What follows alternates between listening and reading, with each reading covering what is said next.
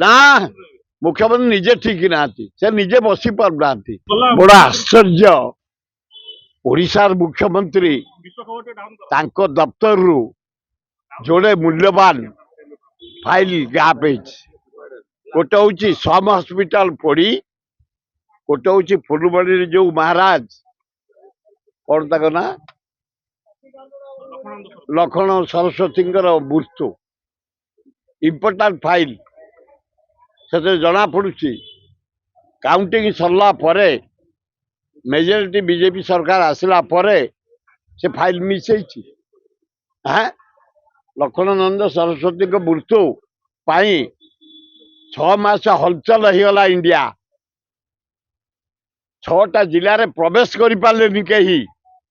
ଫୁଲବାଣୀ ପାଇଁ କୋରାପୁଟ, ଜୟପୁର, କଳାହାଣ୍ଡି, ସୁନ୍ଦରଗଡ଼, ବଲାଙ୍ଗୀର, ଏତେ ବଡ ଘଟଣା ପାଇଁ ସେ ଫାଇଲ ନାହିଁ। ସମ ହସ୍ପିଟାଲ ଫାଇଲ ଗ୍ୟାପ୍, କେତେ ଲୋକ ମୃତ୍ୟୁବରଣ କରିଛନ୍ତି।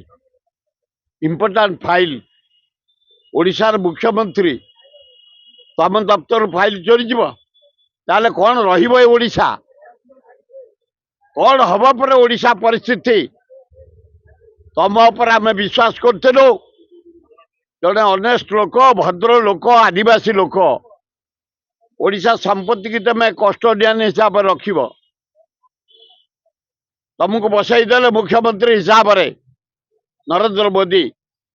ଗୁଜରାଟୀ ମାନେ ଆଦାନୀ, ଆମ୍ବାନୀ, ଅଗ୍ରୱାଲ, ଜିନ୍ଦଲ 27ଟା ଖଣି ନେଇଗଲେ ଏ 2 ବର୍ଷ ଭିତରେ।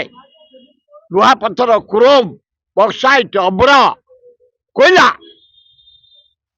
ସବୁ ନେଇଗଲେ ଗୁଜରାଟୀ। ତମକୁ ଗୋଟେ ଷ୍ଟାମ୍ପ କରିକି ବସେଇ ଦେଲେ। ଦ୍ୱିତୀୟ, 60 ଭାଗ ମଦ ବିହାରୀକି ଦେଇଦେଲ। ଓଡିଆ ମିଶରେ କାନ୍ଦି ପକଉଛ। ତମ ଦପ୍ତର ଫାଇଲ ପଳାଉଛି। ଲଜ୍ଜା, ଘୋର ଲଜ୍ଜା। ନିହାତି ତଦନ୍ତ କର, କିଏ ଥିଲା ସେ ଫାଇଲ 2ଟା କଷ୍ଟୋଡିଆନ, କାହା ଅଣ୍ଡରରେ ଥିଲା, କେମିତି ମିସ୍ ହେଲା, କେମିତି ଚୋରି ଗଲା, ବିହିତ କାର୍ଯ୍ୟାନୁଷ୍ଠାନ ଗ୍ରହଣ କର, ତାହେଲେ ଆମେ ଖୁସି ହବୁ। ନା ମୁଖ୍ୟମନ୍ତ୍ରୀ ନିଜେ ଠିକ ନାହାନ୍ତି, ସେ ନିଜେ ବସି ପାରୁନାହାନ୍ତି, ସାକ୍ଷାତ ଲୋକଙ୍କୁ ଦେଇ ପାରୁନାହାନ୍ତି। ଆମେ ଗୋଟେ ଲିଙ୍ଗରାଜଙ୍କ ଶୀତଳ ଷଷ୍ଠୀ 62 ବର୍ଷ ହେଲା କଲୁଣି। ଏ ଅପାରଗ ସରକାର ଗଲା ବର୍ଷ ଟଙ୍କାରେ ଦେଇପାରିଲେନି ଆର୍ଥିକ ସାହାଯ୍ୟ, ଏ ବର୍ଷ ଏପର୍ଯ୍ୟନ୍ତ ପାଇନୁ।